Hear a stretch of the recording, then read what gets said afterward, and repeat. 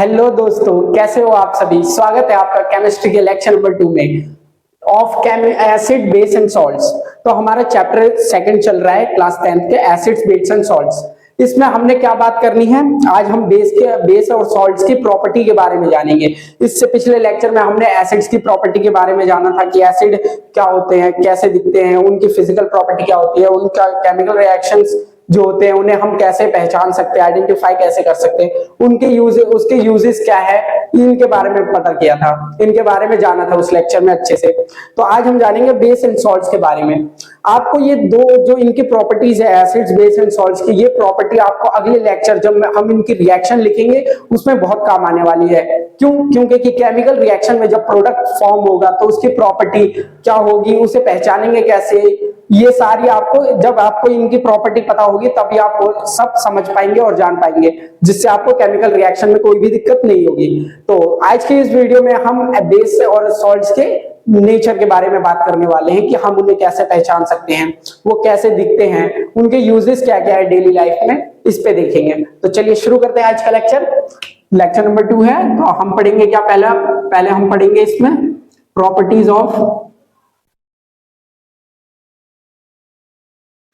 Of base की जो property है उसके बारे में जानेंगे। तो बेस जो होता है ये क्या होता है, क्षारक, यानी ये इसमें क्या होता है, जो इसकी हम जानेंगे कि पीएच स्केल क्या होता है। तो इसमें जो पीएच स्केल में जो इसकी वैल्यू होती है वो ग्रेटर देन 7 होती है, 7 से बड़ी होती है। ये क्या होता है, जब ये खट्टा, ये कड़वा होता है, बिटर इन टेस्ट होता है।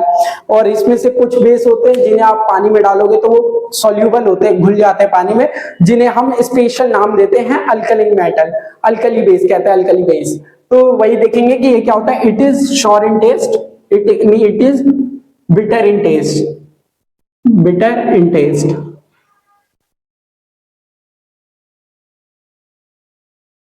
bitter in taste. Some base are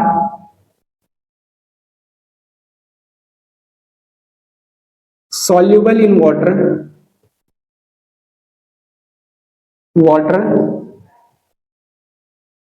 such bases are called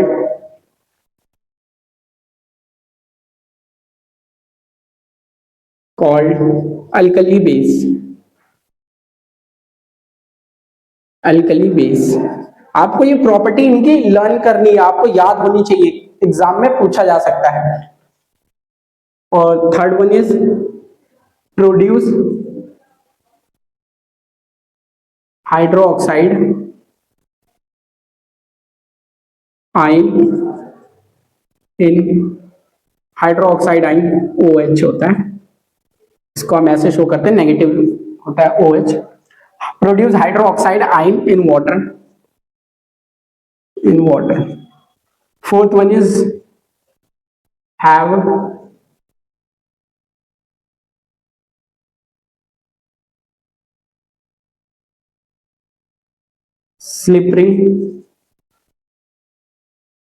slippery and soapy feel.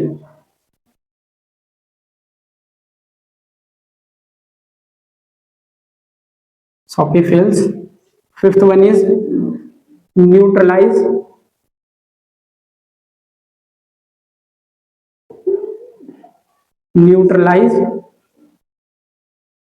solution containing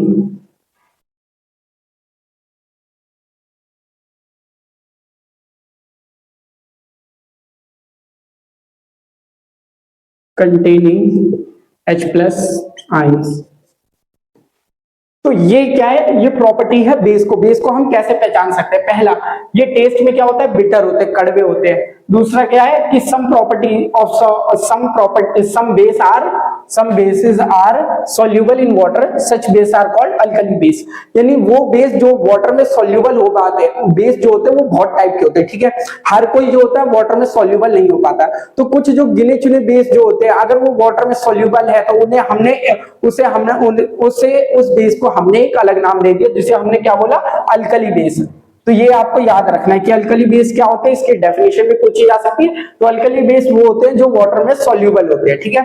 फिर थर्ड क्या है कि produce hydroxide ion in water, जब हम वाटर में इस बेस को डिसॉल्व करते हैं तो ये क्या करते हैं, हाइड्रोक्साइड आयन यानी OH माइनस आयन जो होता है ये प्रोड्यूस करते हैं। और एसिड क्या करता है वाटर में, H प्लस आयन प्रोड्यूस करता है। हमने बात की थी पिछले लेक्चर में, तो ये क्या OH माइनस आयन प्रोड्यूस करते हैं वाटर में, और एसिड क्या करता था, H प्लस आयन प्रोड्यूस करता था। फिर यहाँ पे क्या है, ये जो होते हैं स्लिपरी होते हैं, मतलब और स्लिपरी होता है, हाथ से वैसे फिसलने वाले होते हैं, और सॉपी होते हैं, सॉपी फील देते हैं, एकदम साबुन जैसी फील आती है। तो ये वो होते हैं, और जो ये क्या करते हैं, न्यूट्रलाइज करते हैं, न्यूट्रलाइज करते हैं सॉल्यूशन को जो कंटेनिंग कर रहा है H प्लस आयन। अगर देखो वाटर में कोई H प्लस आयन मतलब H प्लस आयन जो है वो प्रोड्यूस कर रहा है ना वाटर सॉल्यूशन में, अगर आप उसमें बेस डाल दोगे तो बेस का जो OH होता है, OH बेस का, वो H के साथ मिल जाएगा और ये क्या फॉर्म कर लेगा, वाटर, और वाटर फॉर्म कर लेगा तो ये क्या हो जाएगा, न्यूट्रलाइज हो जाएगा। न्यूट्रलाइजेशन रिएक्शन हमने पढ़ी थी ना, तो उसमें क्या था, एक एसिड लिया था और एक बेस लिया था। क्यों लिया था हमने, क्योंकि कि जो एसिड होता है वो वाटर में क्या करेगा, H प्लस आयन प्रोड्यूस करेगा, और जो बेस जो होता है वो OH माइनस आयन प्रोड्यूस करेगा, और ये दोनों आपस में कंबाइन होकर वाटर फॉर्म कर लेंगे, और ये वाटर क्या करेगा, ये रिएक्शन जो हो जाएगी वो न्यूट्रल हो जाएगी, इस पे कोई भी साइड इफेक्ट नहीं पड़ेगा, है ना। तो ये बात की थी, तो ये हमने बेस के बारे में तो बात किया। अब बढ़ते हैं अगले टॉपिक पे। अगले टॉपिक शुरू करने से पहले ये क्वेश्चन है कि क्या बेस जो होता है वो सारे एक ही स्ट्रेंथ के होते हैं, बेस सारे इक्वल होते हैं उनकी, या फिर उनकी स्ट्रेंथ भी डिफाइन होती है। जैसे हमने एसिड में बात किया था कि स्ट्रॉन्ग एसिड कौन से होते हैं, वीक एसिड कौन से होते हैं, उन्हें पहचानेंगे कैसे, ये बात की थी ना। तो वैसी ही सेम चीज बेस के साथ भी होती है। बेस भी बहुत प्रकार के होते हैं, जिसमें से कुछ होते हैं कि स्ट्रॉन्ग होते हैं, कुछ होते हैं वीक होते हैं, और कुछ और बहुत ही ज्यादा वीक होते हैं। तो उनकी स्ट्रेंथ के ऊपर चलते हैं कि हम उनकी स्ट्रेंथ को कैसे डिफाइन कर सकते हैं। तो हमारा नेक्स्ट टॉपिक वही है, तो मैं इसे मिटा दे रहा हूं।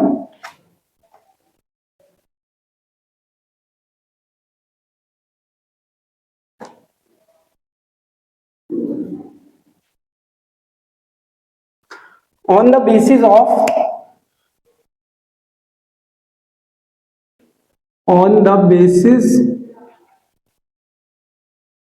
basis of strength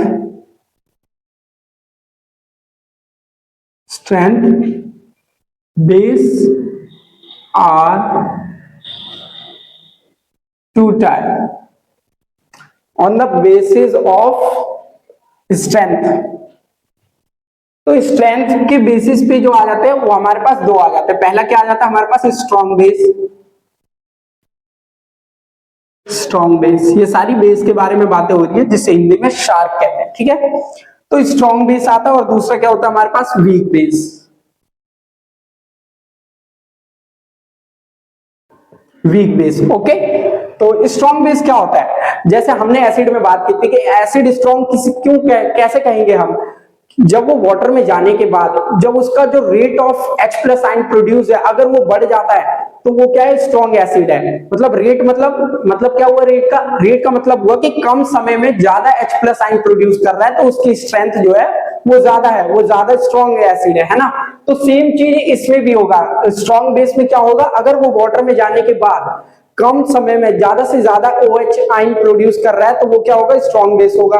अगर वो धीरे कर रहा है या और धीरे कर रहा है तो वो वीक बेस में आ जाएगा, ठीक है।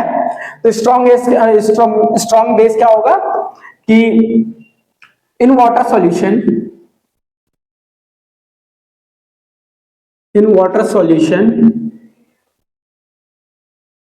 Those base are produce hydroxide ion rapidly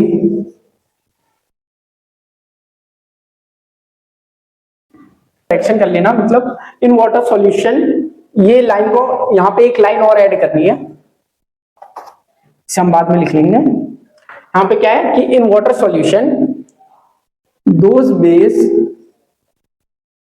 are completely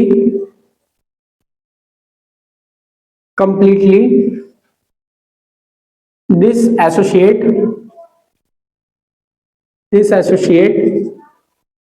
their ions and OH यानी हाइड्रो ऑक्साइड आइंस जो है वो मैं शॉर्ट में लिख देता हूं, OH ions is produce fastly या रैपिडली, लिख लो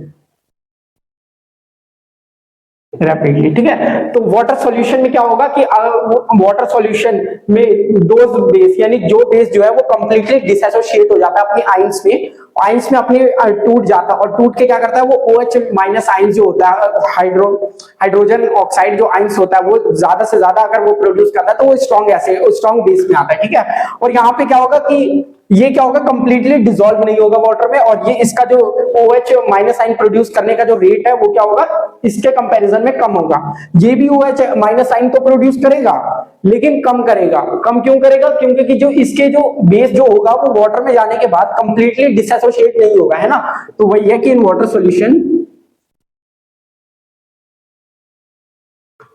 solution bases are not completely disassociate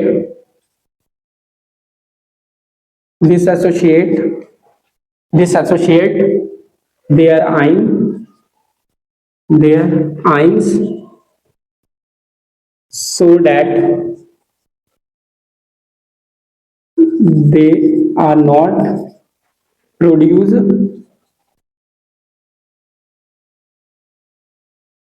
hydrogen oxide ions, यहां पे लिख लेना हाइड्रोजन ऑक्साइड आइंस मच, ठीक है। ये क्या करेगा वाटर सॉल्यूशन में तो जाएगा लेकिन क्या होगा अपने आइंस में कंप्लीटली डिसएसोसिएट नहीं होगा, जिसके कारण क्या होगा कि ये जो OH माइनस आइंस जो है हाइड्रो ऑक्साइड जो आइंस है वो ज्यादा नहीं प्रोड्यूस कर पाता, इसलिए वीक बेस की कैटेगरी में आ जाता है। तो हमने इसकी स्ट्रेंथ के बारे में तो देख लिया, स्ट्रेंथ पे हमने इसे क्लासिफाइड कर लिया कि दो टाइप्स के होते हैं, स्ट्रॉन्ग बेस होते हैं और वीक स्ट्रॉन्ग बेस होते हैं और वीक बेस होते हैं, ठीक है। इसे हम कैसे स्ट्रॉन्ग बेस कहते हैं? जो OH आइंस ज्यादा प्रोड्यूस करे वो स्ट्रॉन्ग है और जो OH आइंस कम प्रोड्यूस करे वो वीक है, ठीक है। अब क्या करेंगे हम अगले टॉपिक पे बढ़ेंगे। हम बढ़ते हैं कि हमने बेसिस के बारे में तो सारी बातें कर ली, अब हम सॉल्ट्स के ऊपर चलते हैं। फिर सॉल्ट्स के बाद हम पीएच स्केल के बारे में थोड़ा जानेंगे कि क्या होता है और कैसे उसमें हम एसिड बेस एंड सॉल्ट्स को क्लेरिफाई करते हैं, क्लासिफाई करते हैं कैसे। तो अब हम जानेंगे कि सॉल्ट्स के ऊपर चलते हैं, सॉल्ट्स की प्रॉपर्टी के ऊपर। छोटा सा ही है, ज्यादा उसमें मेहनत नहीं करनी।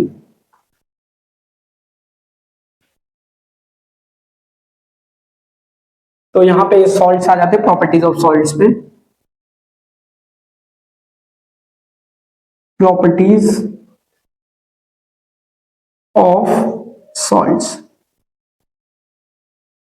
तो बच्चों मैंने सॉल्ट्स बताया था कि सॉल्ट्स क्या होते हैं। सॉल्ट क्या होते हैं? एसिड और बेस के कॉम्बिनेशन से फॉर्म जो होते हैं, तो उसमें क्या करते हैं, एक तो वाटर निकलता है और एक सब्सटेंस जो बनता है, और उस सब्सटेंस को हम सॉल्ट कहते हैं। वो सॉल्ट जो होता है वो बहुत प्रकार के होते हैं, जिसमें से एक हमारा एडिबल सॉल्ट भी बनता है, जिसे हम NaCl सोडियम क्लोराइड के नाम से जानते हैं। वो हम सॉल्ट जो होते हैं अपने डेली लाइफ में यूज करते हैं, एडिबल है ना। तो उस सॉल्ट के बारे में तो सब जानते हैं, ठीक है। हम कुछ और सॉल्ट्स के बारे में जानेंगे कि वो उसका यूज हम कैसे कर सकते हैं, और करते भी हैं इनफैक्ट, लेकिन हमें पता नहीं होता है ना। तो उसके बारे में पहले सॉल्ट कैसे फॉर्म होता है वो जान लेते हैं। तो salt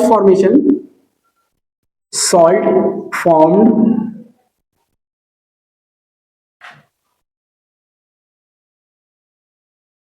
salts formed by the combination of acids and bases to neutralize reaction। तो ये जो एसिड और बेस का जब हम रिएक्शन कराते हैं तो उसमें एक सॉल्ट फॉर्म होता है और वाटर फॉर्म होता है। सॉल्ट किस लिए फॉर्म होता है? सॉल्ट जो होता है ये इस रिएक्शन को क्या करता है? न्यूट्रल कर देता है, इसके साइड इफेक्ट को कम कर देता है, जिसपे ना एसिड का साइड इफेक्ट होता है और ना बेस का साइड इफेक्ट होता है। अगर इनका कंसंट्रेशन ज्यादा होगा, चाहे वो एसिड हो या बेस हो, दोनों ही हार्म करते हैं हमें, ठीक है। तो जरूरी नहीं है कि एसिड जो होता है कंसंट्रेटेड होता है तो एसिड अगर गिर जाए तो वही हार्म करेगा, नहीं, ये एसिड तो करेगा, लेकिन बेस भी अगर ज्यादा कंसंट्रेशन में लिया, ज्यादा इसका कंसंट्रेशन हुआ तो बेस भी उतना ही नुकसानदायक है, ये भी इफेक्ट करता है। तो सॉल्ट्स क्या, सॉल्ट इन दोनों के कॉम्बिनेशन से फॉर्म होता है जो कि क्या करता है? रिएक्शन को न्यूट्रलाइज कर देता है। तो इसी में अगर एक रिएक्शन लिखूं मैं कि यहाँ पे क्या है, NH सोडियम और प्लस में यहाँ पे कौन सा एक हमने एक एसिड ले लेते हैं, कौन सी एसिड ले हम? H2SO4 ले लेते हैं, H2SO4 एसिड ले लिया, और बेस में कौन सा ले, जल्दी बताओ? बेस में ले लेते हैं सोडियम हाइड्रोक्साइड, ठीक है, सोडियम हाइड्रोक्साइड। तो ये क्या करेगा?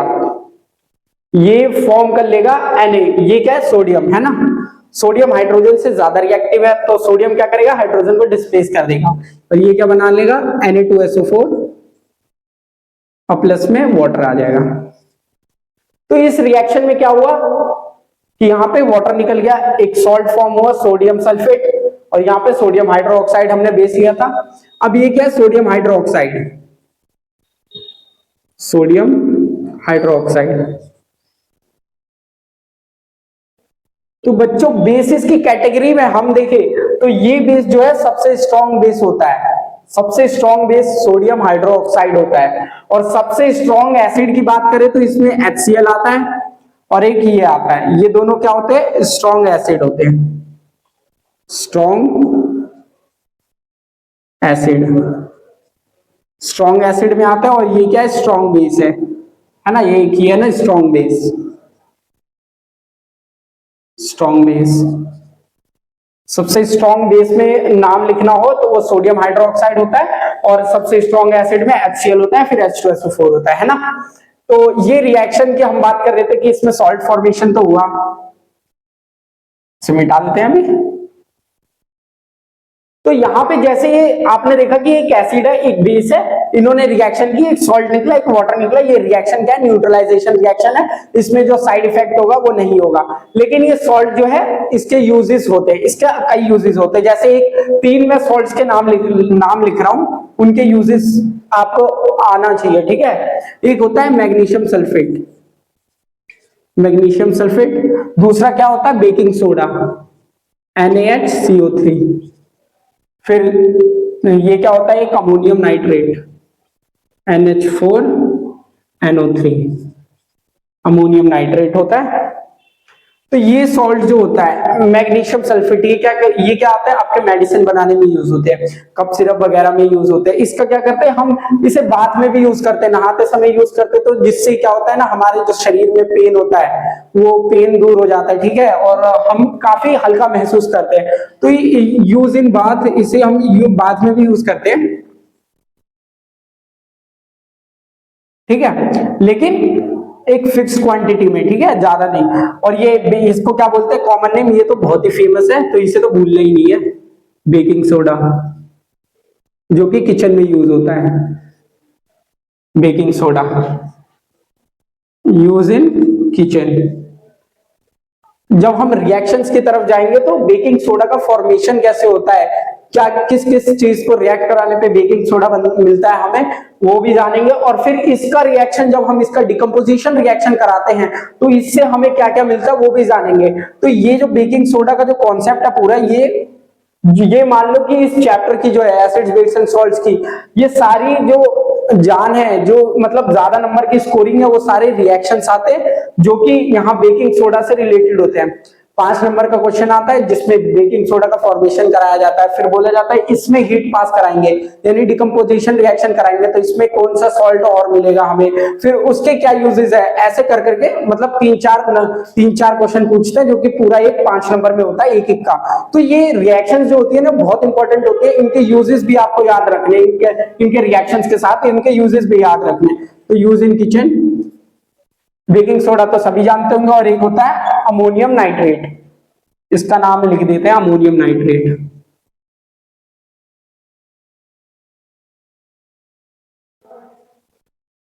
Ammonium nitrate,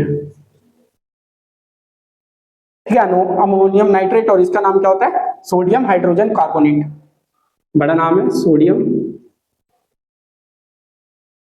hydrogen carbonate. Box बना देते हैं ताकि इसी का लगे, ये इसका बेकिंग सोडा, ये बेकिंग सोडा इसका कॉमन नेम है, और ये क्या अमोनियम नाइट्रेट, ये भी एक प्रकार का एक सॉल्ट है, ठीक है। मैं ये गिने चुने सॉल्ट्स बता रहा हूँ, आगे भी और भी है, लेकिन हम उस पर भी बात करेंगे, ठीक है, जैसे जैसे चैप्टर में हम आगे बढ़ेंगे उस पर भी बात करेंगे। तो ये अमोनियम नाइट्रेट क्या होता है, तो ये जो होता है ना, आप देखते हो ना फर्टिलाइजर जो बनते हैं, जो हम खेतों में डाल देता है उर्वरकता के लिए, ताकि जो हमारी फसल होती है वो अच्छे से उगे, ठीक है, उसमें कीटनाशक ना लगे और वो खराब ना हो। तो इसमें क्या करते हैं, इसलिए से यूज करते हैं फर्टिलाइजर बनाने में, तो it is used in fertiliser, fertiliser, ठीक है बच्चों, ये फर्टिलाइजर में यूज होता है, ठीक है, फर्टिलाइजर। लेकिन हमें पता है कि जब हमने पढ़ा था पहले, जब बचपन में हम पढ़े थे कि जो फर्टिलाइजर होता है उसका उसका जो बनाते हैं, ये क्या होता है, ये फैक्ट्री में बनता है, ठीक है। फैक्ट्री में बनने के बाद ये क्या करता है, जो फसल के जो उगने का टाइम है, मतलब जो इसकी उगने की जो कैपेसिटी है उसको बढ़ाता है, ठीक है, जल्दी जल्दी, मतलब कम टाइम में जल्दी फसल उग जाती है और ज्यादा उगती है। लेकिन इसके ज्यादा यूजेस से क्या हो जाता है, फसल खराब होने लगती है, मिट्टी खराब हो जाती है एक टाइम के बाद, जब हम इसे ज्यादा यूज करने लगते हैं। तो इसलिए हम नेचुरल खाद का उपयोग करते हैं, जिसे हम मैन्योर कहते हैं, जो कि नेचुरली बनता है काउ डंग से, है ना, तो वो तो आपको पता होगा। तो यहाँ पे क्या हो गया, अमोनियम नाइट्रेट का यूज हम फर्टिलाइजर बनाने में करते हैं। तो ये कुछ सॉल्ट्स के नाम थे जो हम डेली लाइफ में यूज करते हैं, लेकिन हमें पता भी नहीं होता कि हम ये यूज कर रहे हैं। और ये आप NaCl तो जानते ही होंगे, ये क्या होता है, एडिबल सॉल्ट, जो कि हम खाते हैं, एडिबल सॉल्ट। तो इसके बारे में तो बताने की जरूरत नहीं है, खाने वाला नमक है। तो ये तो हो गया। अब हम एसिड बेस एंड सॉल्ट्स को कंबाइन करते हैं, और एक पीएच स्केल की मदद से हम समझते हैं कि कौन सा, मतलब पीएच स्केल में अगर किस नंबर पे होगा तो वो एसिड कहलाएगा या बेस कहलाएगा या सॉल्ट कहलाएगा। तो उस पे हम एसिड बेस को हम एक स्केल की मदद से समझने की कोशिश करते हैं, और जिस स्केल का नाम क्या है, पीएच स्केल। तो हमारा पीएच स्केल टॉपिक पे बढ़ते हुए,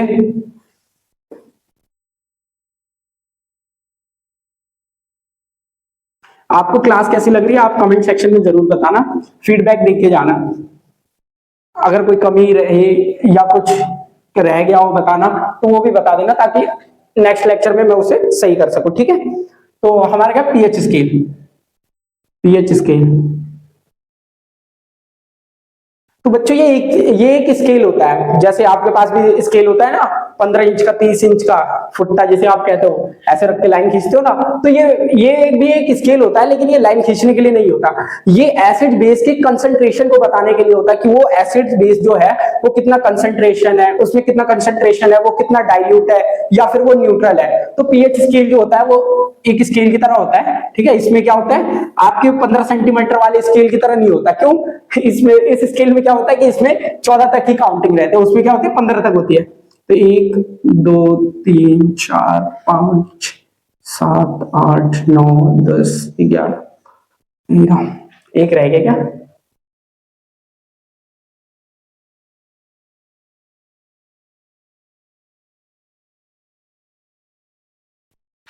एक दो तीन चार पाँच 6 7 8 9 10 11 12 13, ये 14, ठीक है, ये एक स्केल है।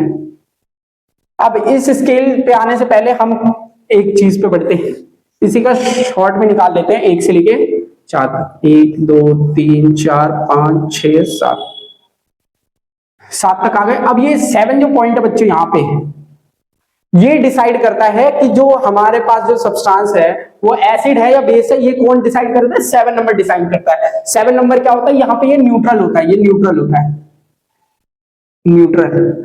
अगर जो भी हमारे पास सॉल्यूशन है, अगर उसका जो पीएच वैल्यू है वो 7 से कम आए, है ना, जो एसिड होता है, एसिड को कैसे पहचानेंगे, एसिड की जो पीएच वैल्यू होती है, पीएच वैल्यू ये क्या होती है, लेस देन 7 होती है, लेस देन 7।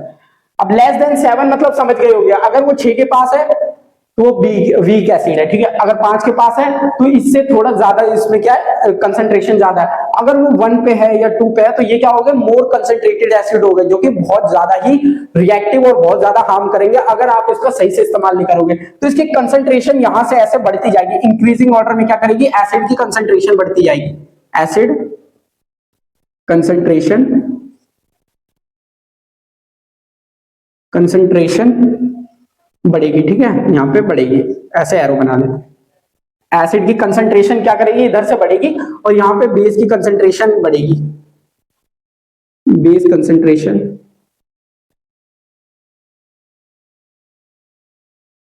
बेस की कंसंट्रेशन जो होगी वो बढ़ेगी, ठीक है, इधर से लेके इधर तक।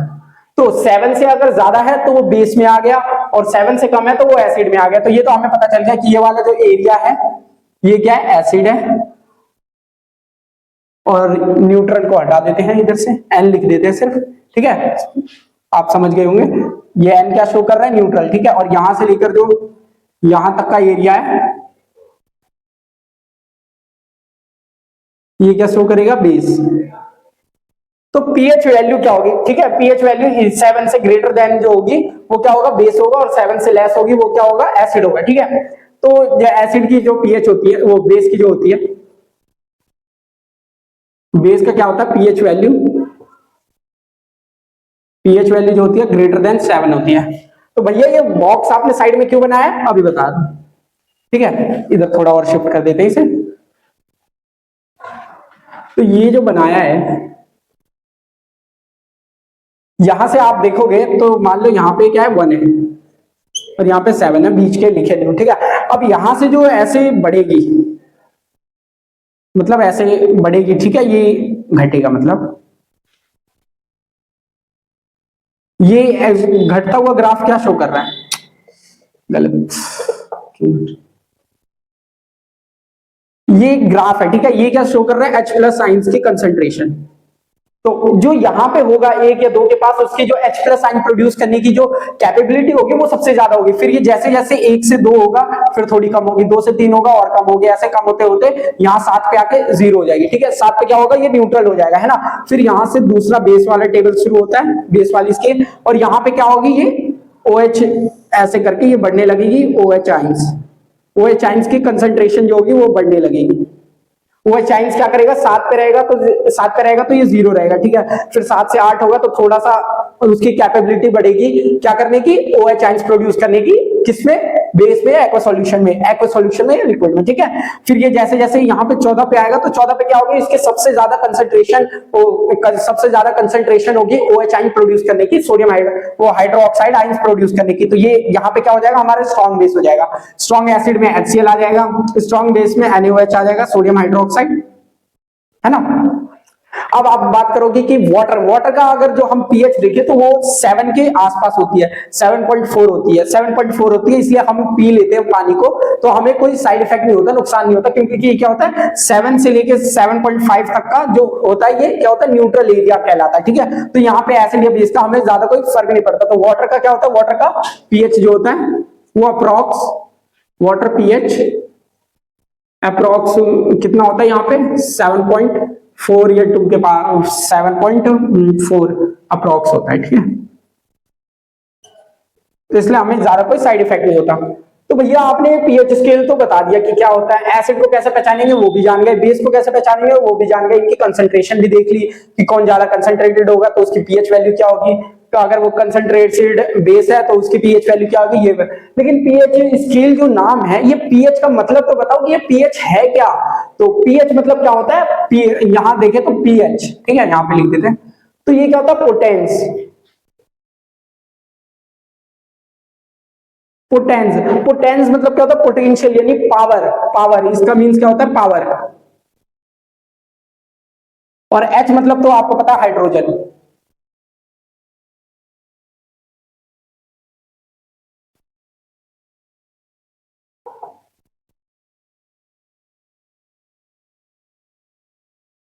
तो यहां पे हाइड्रोजन है, ठीक है, एन नीचे लिख देता।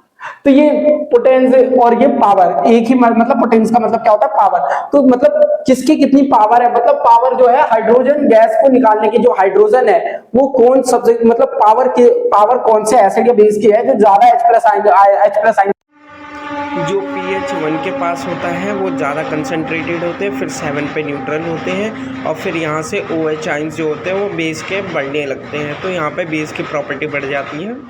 तो इसलिए यहाँ पे पावर ऑफ पोटेंस जो पावर ऑफ हाइड्रोजन है उसको हम एक स्केल की मदद से समझते हैं जहाँ 1 से लेके 14 तक काउंटिंग होती है। और यहाँ पे जो अगर हम देखेंगे किसी भी चीज़ की जो उसकी पीएच वैल्यू जो एसिडिक है या बेसिक है मीडियम बताता है, तो वो क्या हम हर जगह पीएच स्केल से तो नहीं देख सकते। तो इसके लिए हमें लिटमस पेपर का इस्तेमाल तो नहीं कर सकते, इसलिए हम यहाँ पे क्या करते हैं पीएच स्केल की मदद लेते हैं। जैसे अगर हम एग्ज़ाम्पल लेके अगर हमें टमाटो का अगर पीएच मतलब एसिडिक और उसका कंसंट्रेशन जानना हो कि कितना एसिडिक है और कितना नहीं है, तो क्या यहाँ पर हम पीएच स्केल लिटमस पेपर का इस्तेमाल करेंगे? नहीं ना। तो इसलिए हम ऐसी चीज़ों के लिए हम पीएच वैल्यू का इस्तेमाल करते हैं, तो ये एक एक्यूरेट वैल्यू देता है। इसलिए पीएच स्केल जो होता है ये ज़रूरी हो जाता है। और बाकी जगह पर हम कर सकते हैं लिटमस पेपर का, लेकिन हर जगह नहीं कर सकते, इसलिए हमें पीएच स्केल की ज़रूरत पड़ती है। तो इसी के साथ आज का लेक्चर यहीं पे ख़त्म होता है। अगले लेक्चर में हम केमिकल रिएक्शंस की तरफ जो बढ़ेंगे, उनके इक्वेशंस लिखेंगे। तो चलिए मिलते हैं अगली वीडियो में।